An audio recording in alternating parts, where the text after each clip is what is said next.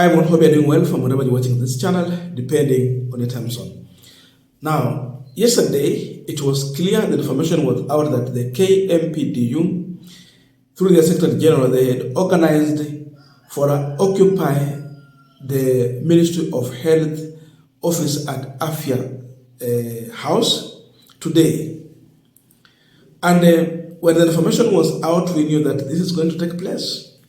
And that is what Kenyans anticipated for.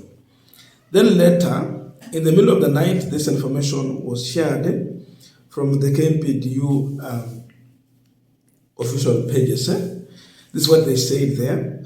We are suspending the occupation of Afia House. This decision comes as a result of ongoing discussion and commitment made toward ensuring all medical interns are posted in accordance with the 2017 CBA. We remain vigilant and committed to achieving fair outcome of all items. Now, it has the flyer there that they put earlier, Occupy MOH. Will occupy MOH at house until all our demands for that have been paid. So someone shared there with the information suspended.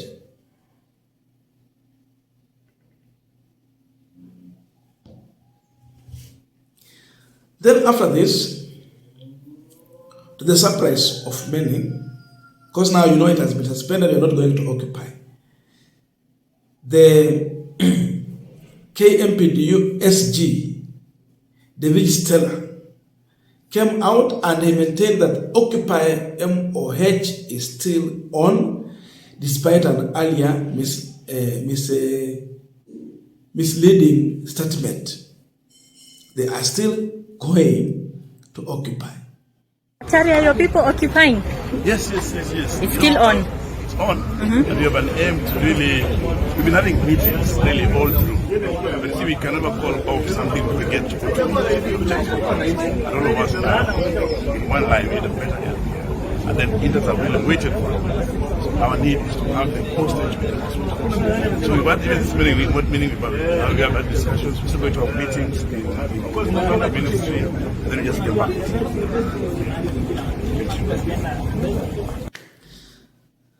Now, despite the information that they are suspended occupying that Ministry of Health office, we still saw heavily armed police officers being deployed at the Afia House, and this is the situation from morning.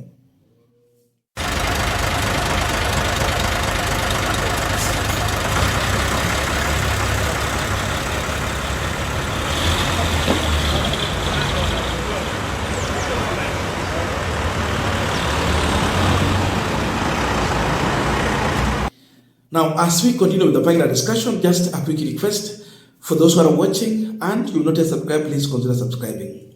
To our returning subscribers, I must say thank you so much. And again, to all our viewers, please give this video a thumbs up. Thank you so much, and back to this discussion. Now, the question has been then, who hacked the KMPDU social media accounts and who shared this false information, misleading information, to stop a program that was earlier planned, police notified? Maybe two way. Number one, a possibility of officials from KMPDU who have access to these accounts were used by those in authority. So officials might have been compromised to share this misleading information, so that now it is divided. KMPDU is left divided between those who are going for the strike and those who will follow this misleading information. Therefore, they might not attract enough number that they are looking for to occupy that office and demand for their agreement fulfilled. So you compromise people within. Divide and rule, compromise.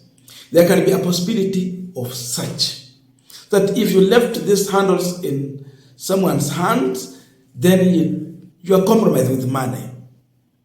So now the message is misleading, because even when I woke up this morning, my idea after reading this was that then KMPDU officials have been paid to stop the protest. Because if we are stopping it and we are not seeing the result that we are demanding for, what we're all talking about is negotiation. It means you've been compromised. Secondly, a possibility of hacking. And now, you know, it is a crime to do hacking. Hacking is a crime. But it seems now the government might be here committing a crime. It is a cyber crime of hacking. You hack someone's account, then you put misleading information, and at the end of the day, you mislead the public on the same. And that tells you the deep panic in the government. That we just had this other protest, it is still on Gen Z. Then you come in, the medics, another protest. So where are we heading to? So you see, two ways. First of all, hack the account, put misleading information. Then secondly, deploy heavily armed police officers at that place to safeguard the situation. This tells you that the government is so desperate. So whether someone was compromised, desperate in the government. Whether they hacked in, they're still desperate. Such kind of a government has no any solution. When you go to an extent of either hacking or compromising several people within the organization so that they can put in misleading statements to compromise a protest, then you are a government that has no any solution. This tells you how far this government can go. The most fake government ever, with fake leadership, poor planning, and no results at all, ni hii. Yani wamekosa mpango kwa kiasi ya kwamba the only thing they can resort to is hacking the KMPDU social media accounts. Waenda kwa Twitter wachukue, kuja Facebook uchukue. Then you put misleading statement when you know that communication in such kind of an organization is through proper channel. If it's an email to everyone. If it's a letter, then it is done that way. Not communicating on social media as the final position. The government is so desperate. They are using every means, including orthodox means, to come up with a short-term solution to a huge amount of a problem. It might not work.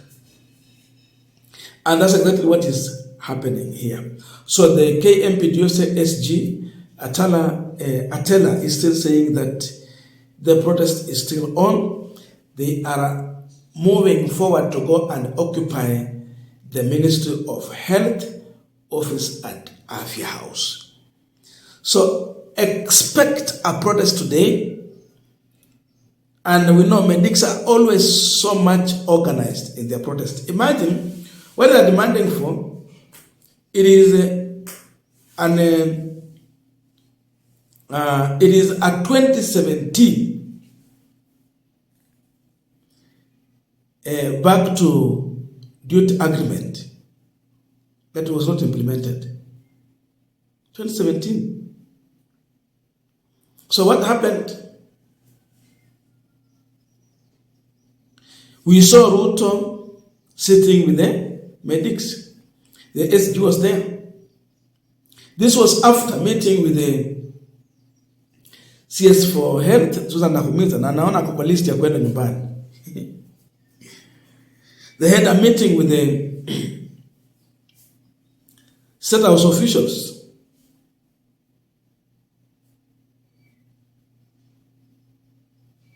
The public service in charge, Felix Koske. All those meetings were for what? You agree within 3 months you are going to implement the back to duty agreement.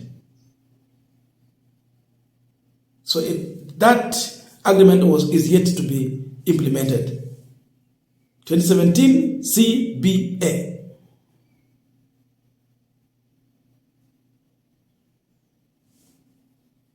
These are a part of the Gen Zs. Because the issue is intern doctors to be paid and posted. Then the issue of medical cover. Hawa intern doctors ni wale wajuzi. Unajua watu kwa barabara wanaandamana saizi? They stay in the same group there. So you have lied to them for so much. Now they are here to protest and demand what is rightful for them. That is what is leading to this protest. So, as the Ruto must go protest goes on, reject finance bill, another one comes in. This man, protest after protest, it is because of massive lies.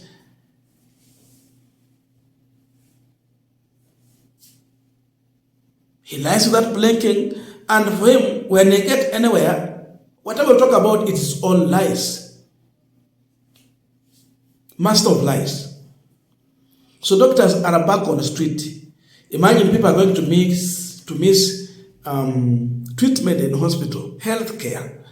We will not have doctors and nurses, doctors in hospital. For how long are we going to be played with by this administration? Watu wanalipa NHIF, ukienda hospitali hakuna daktari, wanaandamana. Serikali kazi yao ni kupanga tu vile wanadanganya madaktari kila saa. So when will we get quality healthcare services in our hospitals when our doctors are always on the road? Does it talk about really the sick, those who need service in hospital, or they want us all dead? Nini mbaya? Serikali imekaa na ujambazi mwingi sana.